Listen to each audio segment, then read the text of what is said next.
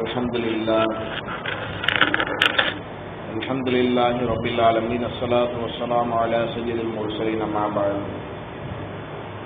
فقد قال الله تعالى في كلامه القديم في الفرقان المجيد أعوذ بالله من الشيطان الرجيم بسم الله الرحمن الرحيم إن الله وملائكته يصلون على النبي يا أيها الذين آمنوا صلوا عليه وسلموا تسليما اللهم صل وسلم على رسولك سيدنا ونبينا وحبيبنا وشفيعنا ومرشدنا ومولانا محمد صلى الله عليه وسلم اللهم صل وسلم على رسولك سيدنا ونبينا وحبيبنا وشفيعنا ومرشدنا ومولانا محمد صلى الله عليه وسلم اللهم صل وسلم على رسولك سيدنا ونبينا وحبيبنا وشفيعنا ومرشدنا ومولانا محمد صلى الله عليه وسلم قال الله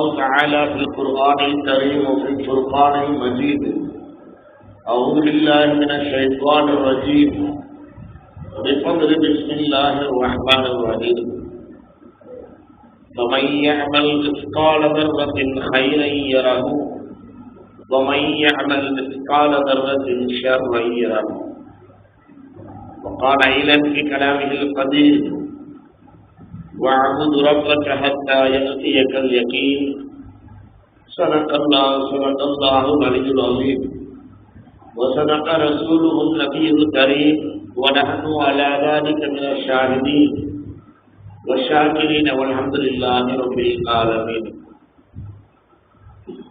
புகழனைத்தும் அல்லாஹ் ஒருவனுக்கே உரித்தாகுதான். சாதியும் சமாதானம் கண்மை நபிகள் பெருமானார் ஸல்லல்லாஹு அலைஹி வஸல்லம் அன்னவர்களின் மீது அன்னாரின் அடிச்சுவட்டை யாரெல்லாம் பின்பற்றி வாழ்ந்து வந்தார்களோ அத்தகைய சத்திய சஹாபாக்கள், தாபீன்கள், தபா தாபீன்கள், நல்லடியார்கள், சுஹதாக்கள், வலிமார்கள், குலஃபாக்கள், நாதாக்கள், அயிம்மாக்கள், மேலும் குறிப்பாக இந்த அமர்ந்திருக்கும் நம் எல்லோருக்கும் அல்லாஹ்வின் கருணையும் நிஅமத்தும் சாந்தியும் சமாதானமும் ரஹ்மத்தும் பரக்கத்தும் நிறைவாக உண்டாகட்டுமாக. ஆமீன் யா ரப்பல் ஆலமீன். என் மீதாங்கிய ஜமாத்தார்களே, பெரியோர்களே, அல்லாஹ்வுடைய கிருபையால் ரமலானுடைய மாதத்தை முடித்து ஷவ்வாலுடைய 3வது திரையிலே நாம் எல்லாம் அமர்ந்திருக்கின்றோம். ரமலானுடைய மாதம் நிறைய அமல்களை செய்வதற்கு நாம் முன் வந்தோம். நிறைய இபாதத்துகளை செய்வதற்கு நாம் நம்மை நாமே தயார்படுத்திக் கொண்டோம்.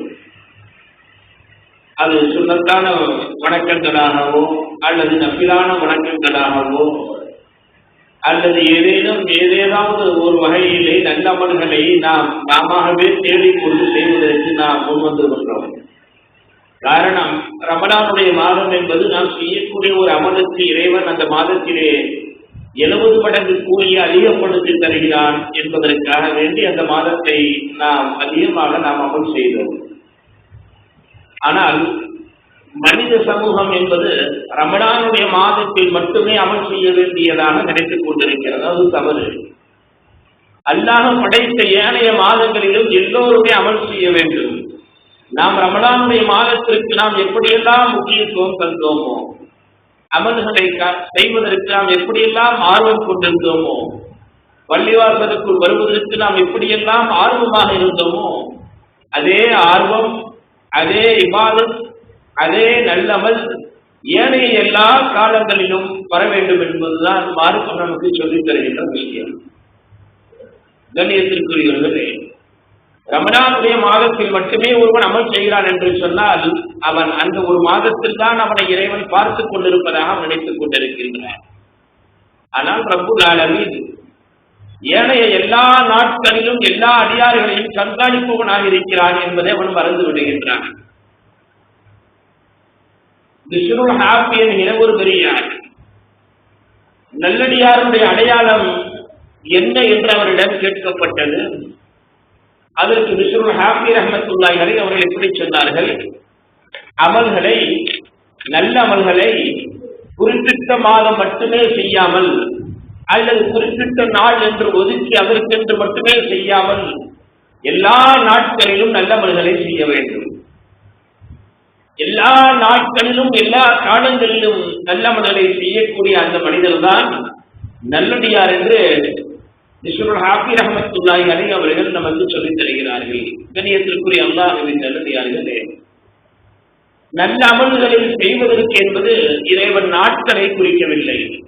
இந்த நாள்ல மட்டும்தான் நல்ல அமல் செய்யணும்னு சொல்லி அல்லாஹ் எங்கேயுமே சொல்லல. நல்லமல்கள் செய்வதற்கு ஒரு மனிதனுடைய ஆயுள் முழுக்கவனுக்கு அவன் ஒதுக்கி தந்திருக்கின்றான்.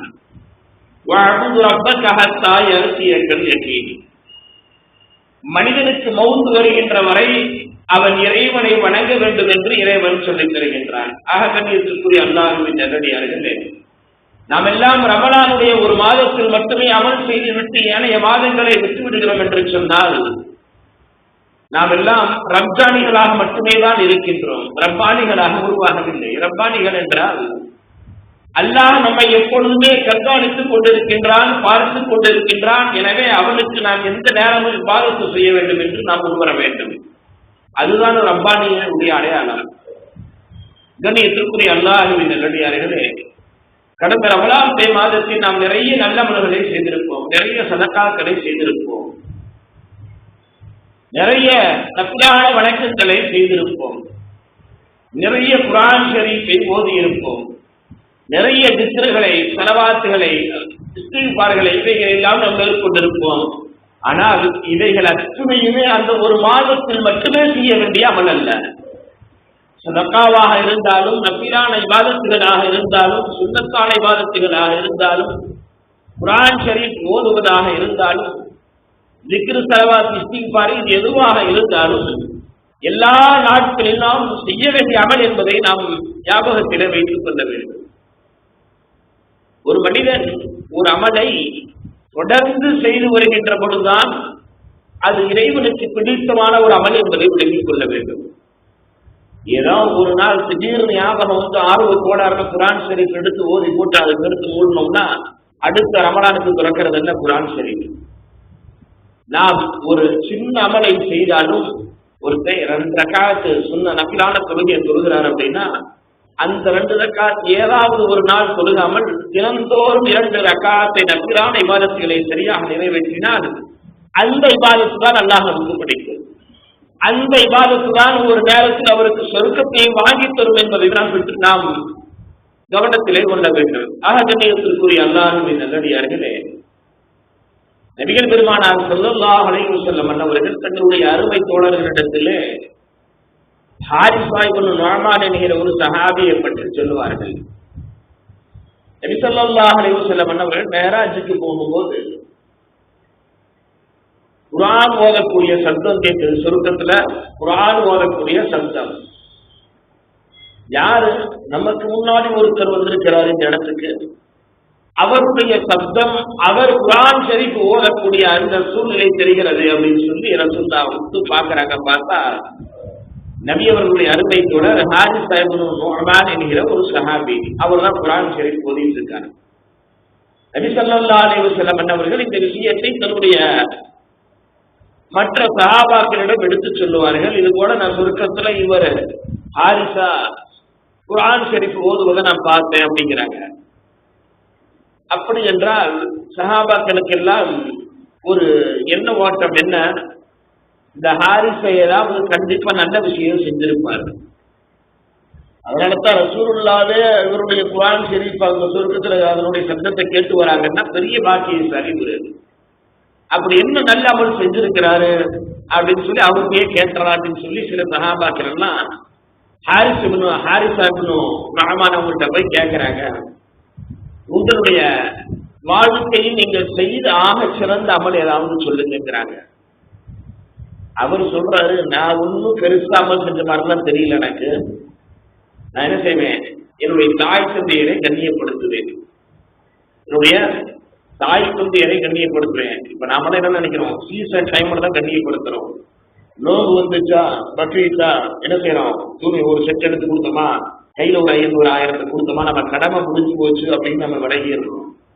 ஆனா இது ஏதோ ஒரு மாசத்தில் நம்முடைய தாய் தகப்பனுக்கு செய்ய வேண்டிய அமல் அல்ல.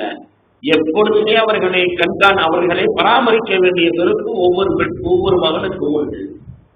இந்த ஹாரிஸ் இப்னு நுஅமான் சீசன் டைம்ல அந்த மாதிரி செய்யல. எல்லா நேரமே தன்னுடைய தாய் தகப்பனை கண்ணியப்படுத்துகின்றார். அவர்களுக்கு தேவையான எல்லா உதவிகளையும் செய்து வருகின்றார். இவர் இதைத்தான் சொல்றாரு, நான் இதைத்தான் செய்யறேன் அப்படின்னு. அப்ப மற்ற சகாபாக்கள் எல்லாம் இவருடைய குடும்பத்திட்ட போய் விசாரிக்கிறாங்க. இந்த ஹாரிஸ் அவருடைய ஏதாவது ஒரு நல்ல அமல் நீங்க இருந்தா சொல்லுங்க. இவர் இந்த விஷயத்த சொல்றாரு, நான் இதை விட வேற ஏதாவது ஒரு நல்ல அமல் இருக்குன்னு சொல்லி நாங்க நினைக்கிறோம். அது ஏதாவது உங்களுக்கு தெரிஞ்சா சொல்லுங்க அப்படிங்கிறாங்க. நாங்க என்னத்த சொல்றது, நீங்களே ஒரு 2 நாள் தொடர்ந்து வாட்ச் பண்ணீங்கன்னா அவருடைய நிலைப்பாடு அவருடைய செயல்பாடுகள்லாம் என்ன இருக்குதுன்னு சொல்லி உங்களுக்கே புரிஞ்சுக்க தெரியும் அப்படிங்கிறாங்க.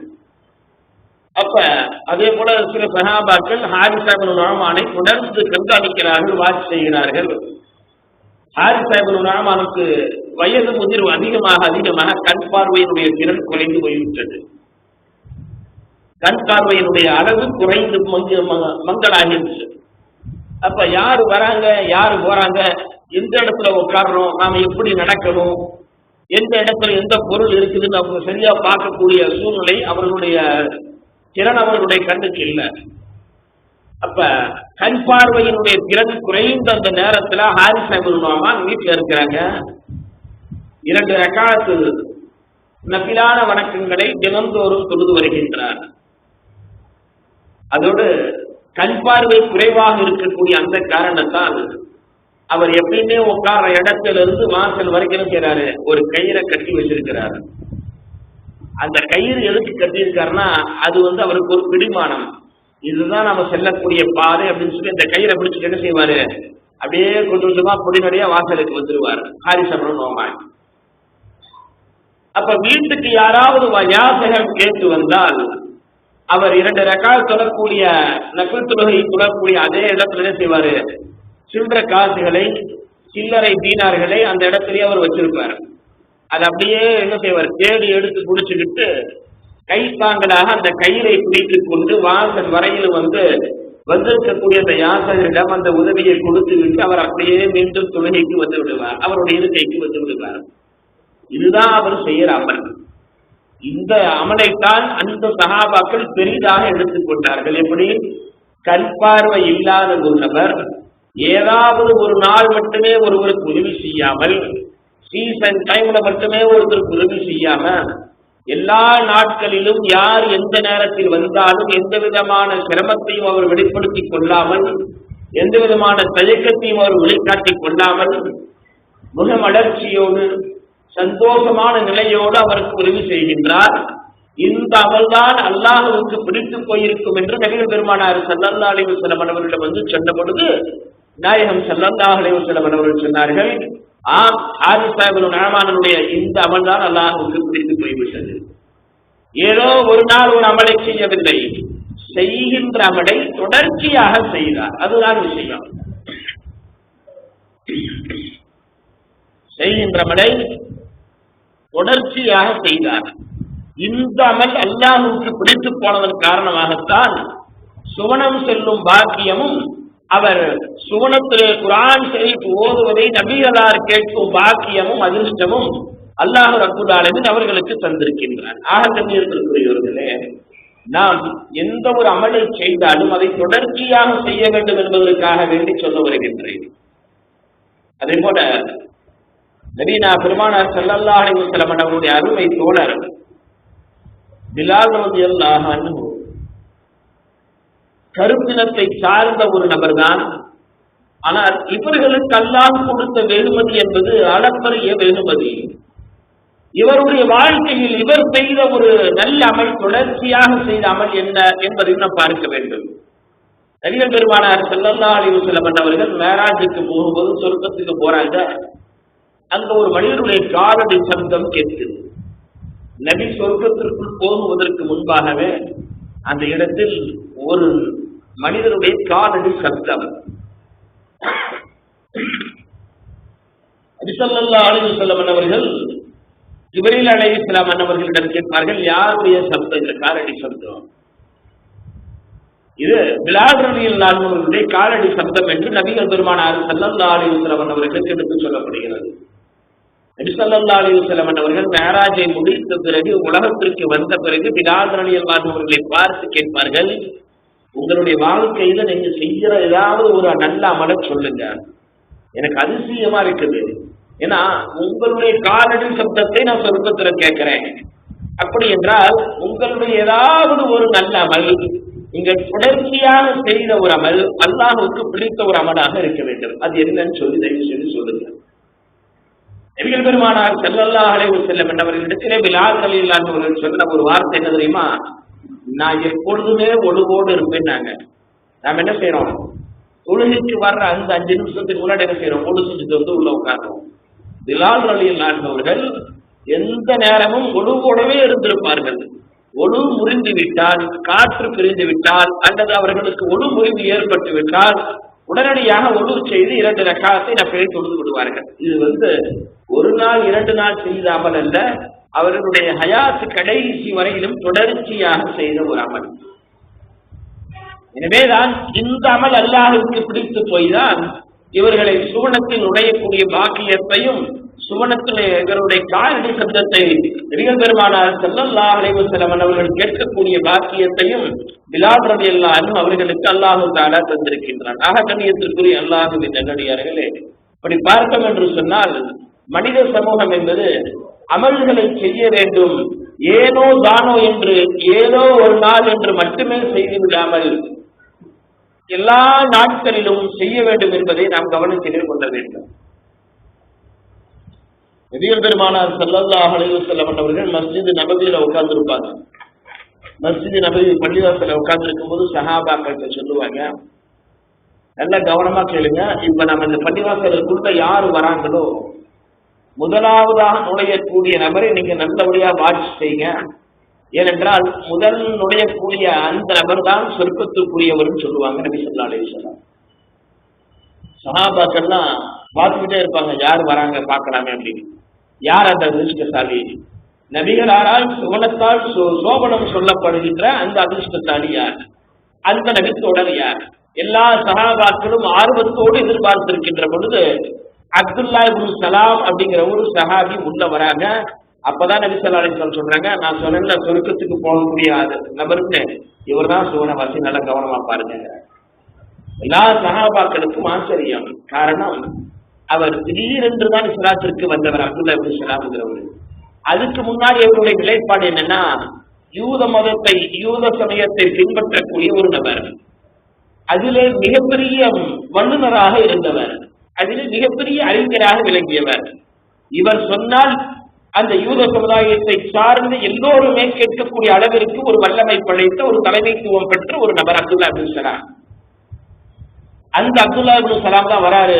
அப்படிங்கும் போது சஹாபாக்களுக்கு எல்லாம் திடீர்னு அந்த சஹாபிட்ட அப்துல்லா இப்னு சலாம்கிட்ட போய் கேட்கிறாங்க, நபி ஸல்லல்லாஹு அலைஹி வஸல்லம் உங்களைத்தான் சுவனத்திற்குரியவர்கள்னு சொல்லி இருக்கிறாங்க, நீங்க என்ன அமல் செய்யறீங்க எங்களுக்கு சொல்லி கொடுங்கிறாங்க.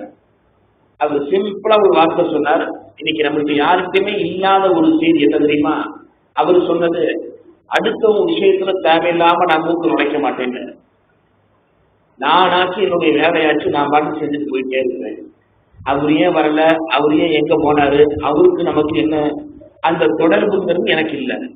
அவருடைய வேலைகள்ல போய் குறை சொல்ற பழக்கங்கிறது எனக்கு இல்லை.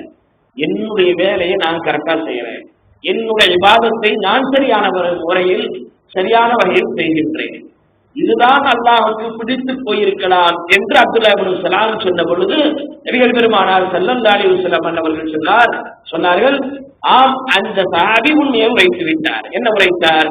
தேவையில்லாமல் அடுத்தவருடைய விஷயத்தில் நுழையாமல் இருந்த ஒரு காரணத்திற்காகத்தான் அல்லாஹ் ரப்புல் ஆலமீன் அவருக்கு சொர்க்கத்தை தந்திருக்கின்றான். எனவேதான் இவர் சுவனத்திற்குரியவர் என்று நான் உங்களுக்கு சொல்லி சுவனவாசியை பார்க்க வேண்டும் என்று சொன்னால் உங்களுடைய சபையிலேயே இவரை பார்த்துக் கொள்ளுங்கள் என்று உங்களுக்கு நான் சுபச்செய்தி கூறினேன் என நபிகள் பெருமானார் ஸல்லல்லாஹு அலைஹி வஸல்லம் அவர்கள் கூறினார்கள்.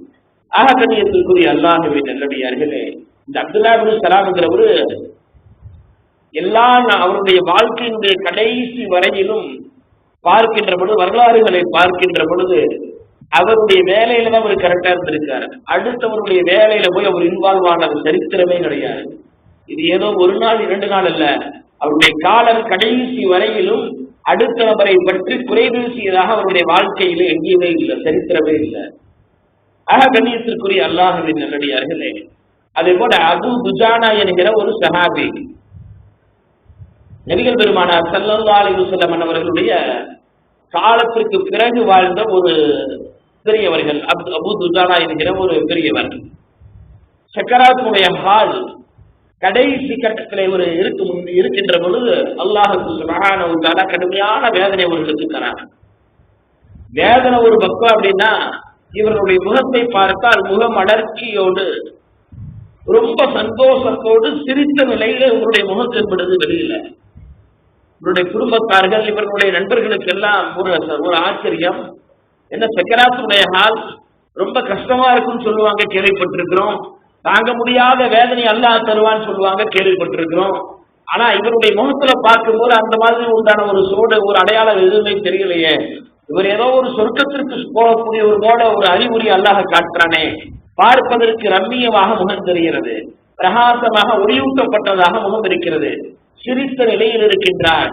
எந்த விதமான நல்ல அடையாளங்களையும் அல்லாஹ், எல்லா விதமான நல்ல அடையாளங்களையும் இவருடைய முகத்தின் வாயிலாக அல்லாஹ் காட்டுகின்றார். அபூ துஜானா அவருடைய குடும்பத்தாரிடம் அவர்களுடைய உறவினர்கள் எல்லாம் விசாரித்தார்கள், இவர்களுக்கு அல்லாஹ் கொடுத்த இந்த சிறப்புக்குண்டான காரணம் என்ன?